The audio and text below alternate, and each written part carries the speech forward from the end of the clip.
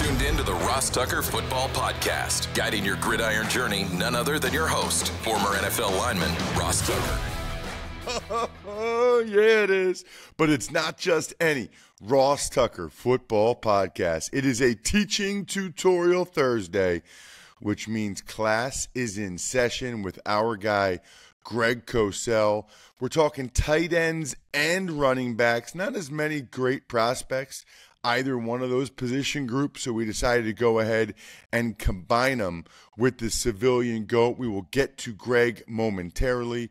Absolutely love a Greg Cosell Thursday, just like I love DiGiorno, especially with March Madness starting back up again tonight. DiGiorno knows that planning a watch party on a budget isn't easy. You need the perfect setting, perfect squad, perfect eats. Luckily, you're a game time mastermind, and you know that grabbing DiGiorno Classic Crust Pizza can bring home a dub because it's packed with half a pound of cheese, sauce, other toppings, and comes at an incredible price. Make the game-winning call and grab a DiGiorno Classic Crust Pizza from the grocery store today.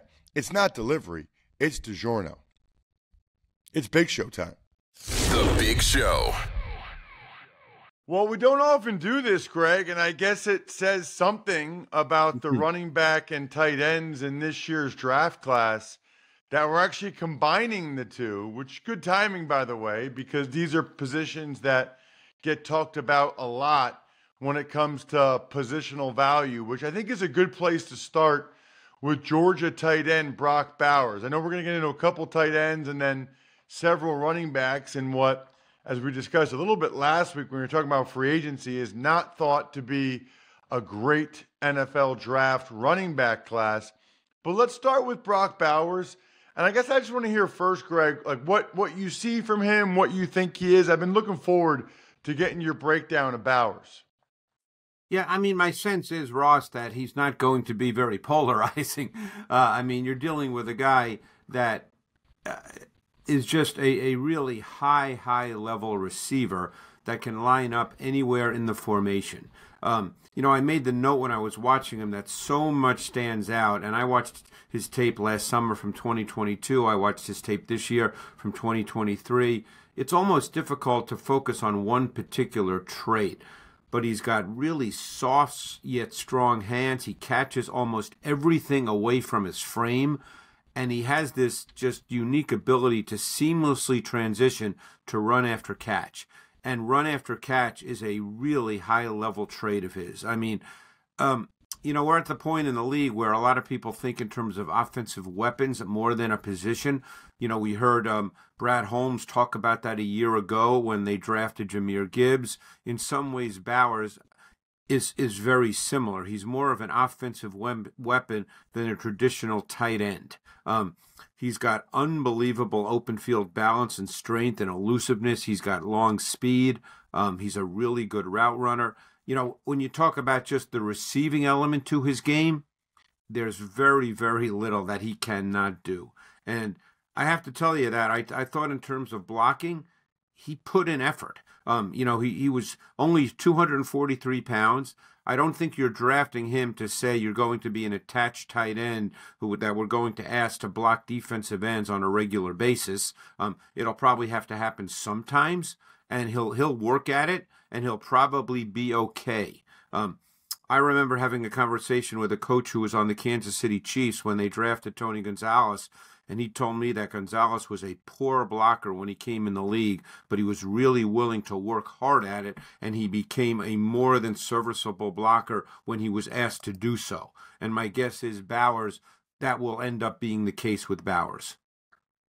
Are there concerns about him, Greg? Are there knocks on him? Are there reasons why he's not a slam dunk top 5, top 10 pick? Well, you know me, Ross. I can't sit here and say where he'll get drafted, but I don't see concerns with him as a player. One of the things when I watch players, as you know, is I think about how they'll be deployed in the league. So, if I'm watching a running back who's 185 pounds, let's say, just for the sake of discussion, I don't say to myself, well, a weakness is the fact that he's not big and powerful. Well, of course he's not big and powerful. He's 185 pounds. So with Bowers, I think if you understand what he is, which is really high level with the traits that he possesses, then there's not really a weakness in his game. Now, having said that, much of it is team specific, scheme specific. I can't sit here and say he's going to come in the league and catch 100 balls as a rookie. That depends on a number of factors. But if you're looking at him solely for his receiving skills and traits and the fact that he can line up anywhere in the formation, then he's a really high-level prospect. It's funny because I got a couple follow-up questions. I did a Georgia game this year against Vanderbilt. It was actually the game, Greg, he got hurt in. Right. But I studied him, obviously, the couple games before. I think they played Auburn and somebody else. And, one of the things I think is interesting is in terms of body type and some of the things they do, to me, he was like a more athletic, more explosive Sam Laporta. Yeah. I saw some similarities in terms of the route running, the hands, the size. With Laporta, I just don't think Laporta has Bowers sort of run after the catch. So when I hear you say, I don't know if he'll catch 100 balls, I first thought, well, Laporta just set the record with however many he caught in Detroit. And I'm not saying Bowers is going to do that. Right. But he's kind of reminds me of Laporta. I think he gives you more explosiveness, more run after the catch. And I agree. And don't forget, Laporta came from Iowa, where he was asked, obviously, to line up as an attached tight end and block. So he had that in his background. Now, by the way, Georgia does that. I mean, you studied Georgia, you did the game. Georgia does line up and play what would be viewed as NFL-type football with the quarterback under center in a run game. So he was asked to do that. And as I said, I think he'll get better and better at it, just because he'll work at it. But yes, Laporta had the big year. Also, Laporta played in one of the best and most well-schemed passing offenses in the NFL. We don't know where Bowers will go. But Bowers is a more explosive athlete than Laporta. The other question I had to ask you about this while we're on the tight ends, Greg, I've seen a number of times it said, probably not a top 10 pick because of positional value.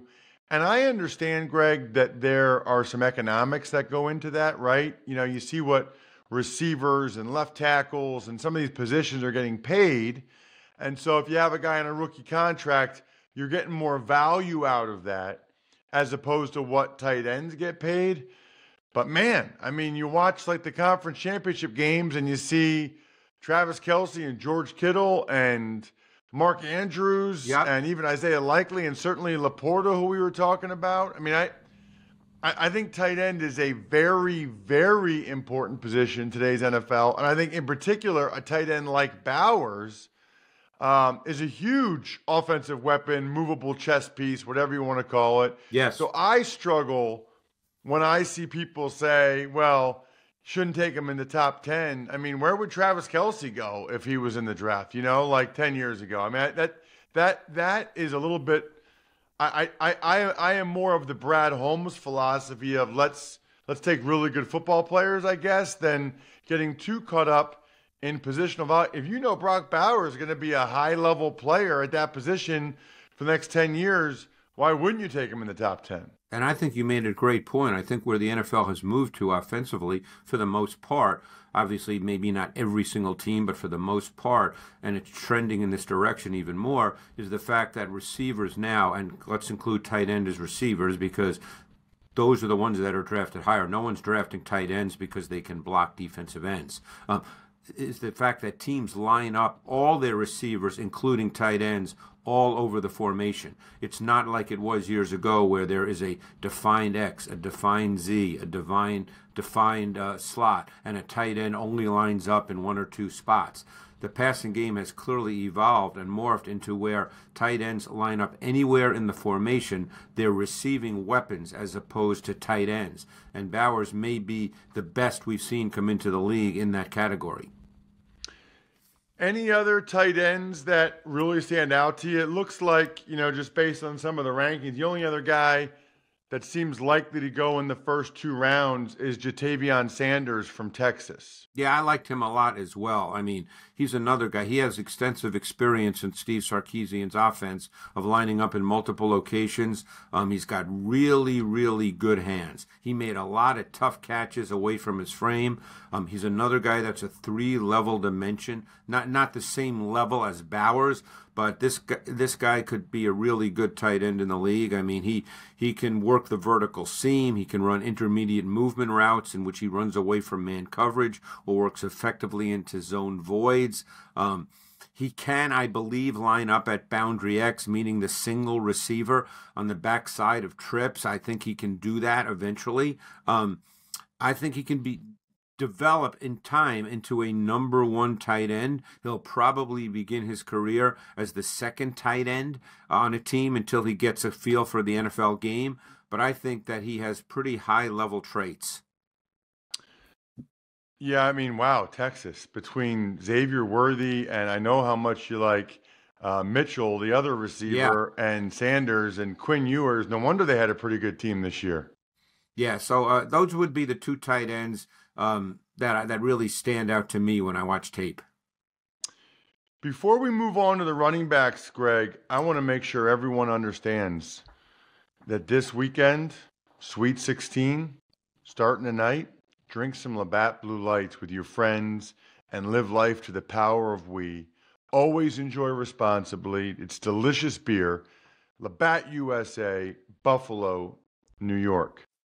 Okay, let's get to the running backs, Greg. And we talked about this a little bit last week as we broke down some of the big free agent moves like Saquon Barkley to the Eagles. Yeah. But it's not thought to be a great draft for running backs. I don't know if that's what you saw or that's what you think, but I guess based on all the veterans that got contracts and some of the money they got, that it doesn't seem like teams are believing they can necessarily get their starting running back out of the draft, perhaps like some teams did last year with Bijan Robinson, Jahmyr Gibbs, etc. What did you think? I know it's kind of hard to compare years to year, but what do you think of the running backs as a group, Greg? You know, I actually think they're pretty good. Now, again, you know, the running back position has become one of those positions where just people have this sense that running backs are not as important, that it's not a premium position in today's NFL because of the focus on the quarterback and the pass game. And then we get to games, particularly with good teams when they get later in the season into the playoffs, and then everybody says, well, you got to be able to run the ball. So, you know, again, that's a different debate and argument for another time. I would guess that in this particular draft, no running back would be viewed as special, and I don't think you'll see a running back taken in the first round, but I think there are some really good backs in this draft who are going to play in the league and play at a pretty good level. Then it becomes dependent on team and scheme as to how they're deployed. Is there anybody that in particular that really jumped out to you? Well, some jumped out in different ways. You know, I'm going to throw out a name right off the bat that is not being talked about a lot, and I actually watched him this week, okay? It just worked out that way. I knew absolutely nothing about this guy other than I saw him at the Combine. And by the way, his workout at the Combine was outstanding, and I knew nothing about him, and he only he played 6 years in college, and the most carries he ever had in one season was this past year, and it was 113. Yet he was invited to the Combine. And the back I'm talking about is Tyrone Tracy from Purdue. Not a name you're hearing a lot about, but I thought he was a fascinating watch. He's 5'11", 209, so he's not a small little guy. And he's got tremendous natural quickness. He's really loose-hipped. He's got burst. He's got explosiveness. He showed patience and vision. He understood how to tempo his path to read his offensive line blocks. I just really liked this guy on tape. I'm really curious to see how he's seen by the league, you know, because my guess is he's not a quote-unquote feature back in that sense. I think he can be deployed in the same way that Jahmyr Gibbs can be. Now, again, I don't want people listening to this to hear that, well, he's Jahmyr Gibbs. I'm talking about how, you know, scheme adaptability, Ross, how a guy can be deployed in the league. That's what I'm talking about, because that's the way coaches think. You know that. You know, that's coaches. The scouts think in terms of traits, attributes, characteristics. Coaches think in terms of scheme adaptability. How does he fit into what I do? And I think that Tracy can be the kind of back, you know, the way that Gibbs is used, the way that Kamara is kind of used, that kind of back who you're not necessarily going to give the ball to 200 times. Maybe he gets 130 carries, but he's a really good receiver, and he really stood out in pass protection. Wow. Doesn't happen very often, Greg. I never even heard of him. I got to be honest with you. I mean, I've heard of, I think, most of these running backs, Brooks and Benson and Braylon Allen and Jalen Wright, Bucky Irving, obviously Blake Corum from Michigan, Ray Davis, Estime from Notre Dame. I had not heard of Tyrone Tracy. I love it. I'm glad I didn't just start asking you about guys. That's why I wanted to mention him first, because I know those other backs, and we can talk about whichever one you want to talk about. I've seen all those guys as well, but Tracy really jumped out to me, and I think he fits the NFL, really well. That's awesome. Of the other guys I mentioned, is there another guy that, for whatever reason, you really like to maybe the guys I have? I tell you, the guy that fascinates me the most is, and again, this is just me. Okay, there's two guys that fascinate me the most. One is Trey Benson. Benson is 216 pounds now, and let's forget about the fact that he ran a 4.39 at the combine, which of course is just ridiculous. But you watch his tape, and ultimately, he's just a guy that I think to myself, boy, he's got that kind of size, 216. He can take it to the house. You're talking about a guy that has a desired combination of sustaining traits because he's got a strong frame. He's an aggressive, relentless runner. He's got really good contact balance and natural power, but he's got that difference-making burst and top-end speed. You don't see that a lot. Now, you wouldn't call him elusive. You wouldn't call him shifty. He can be a little upright. I mean, it's not as if he's a 100% perfect prospect or he'd be talked about as a first-round pick. But you don't see a lot of 216-pound backs with the kind of accelerating top-end speed that this guy brings to the table. And when you watch his tape, he has a lot of long runs. Interesting. Okay, yeah, I had heard a bunch about him. What do you think about a guy like Braylon Allen, after watching what he did at Wisconsin with his size, Greg? Yeah, I watched him last summer, and I watched him this year, and I struggled with him on tape. There was a flash here and there where you saw some burst, some explosiveness, where he generated speed and velocity. He is 235 pounds. He did not run like a 235-pound back. He did not run with a lot of power, given his size. He's a little straight line and stiff. I don't think he's particularly agile. He's a very straight line, linear runner. Now he's got some speed if he hits it and gets past the first level of the defense and cleanly gets to the second and third level. But he's a true north-south downhill runner who, at this point, based on his college tape, Ross, needs the hole to be defined and a clear runway to maximize his running traits. He needs to become a more physical runner. He needs to be much better in confined space to develop into, a primary back, because at 235, he's not a scat back. He's not going to be a third down back. He's going to have to be a primary type back, and I don't think that shows up on tape enough to say that, hey, that's what he can do. Yeah, it's a red flag for me when you say he doesn't run like a 235-pound back, because I think sometimes these guys don't really know who they are or what they should be. I feel like it took a year and a half maybe for Najee Harris to kind of figure that out, Yeah, and the other thing too is, and to defend Allen a little bit, is he went to Wisconsin as a linebacker and they made him a running back, so he doesn't have a lot of experience as a runner, and I think that shows. Again, I hate to use the word instinct because it's one of those words that can mean a ton of different things to different people, but you can tell that he just doesn't really have a feel for how to run. He's a big man with straight line speed, but he doesn't really have a feel for how to run. What about some of these bigger name guys like Blake Corum from Michigan, Greg? Yeah, he's a fun watch, Ross, because Corum, to me, he knows how to run. I mean, he has a great feel for understanding his blocking scheme, for understanding how gaps change when the ball snapped, for understanding defensive flow. And when I say understand, all this is innate. You're not mapping this out like you're taking a test. You just see it. He has a great natural feel for all that. He's just not particularly athletic when it comes to running the football, but he just knows how to run. I watched him and I thought of two guys. And again, you know how it is with me, Ross. I don't sit around and think, who does the guy remind me of? They either remind me of someone or they don't.